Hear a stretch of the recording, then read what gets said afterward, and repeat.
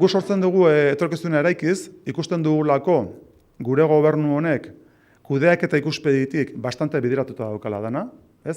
Gehiengoa daukagu batzar nagusietan, eta horrek ematen dugu egonkortasuna gure kudeaketa txukun egiteko. Egin genuen, enpresa industrialek egiten duten bezala, egin genuen, plan estrategiko bat legealdi hasieran, markatu genituen helburu batzuk, indikadore batzuk jarri genituen, eta neurtzen ari geran indikadoreekin daukagun perspektiba da legealdi honetan gure konpromiso nagusiak gizartearen aurrean beteko ditugula. Hemendik aurrera daukagu anbizioz jokatzeko asmoa, esperimentatzeko gauza konkretuak, zentro konkretuak indartzeko asmoa, eta etorkizun eraikiz hori izango litzateke pixka bat, ez hori aurrera ateratzeko tresna nagusia.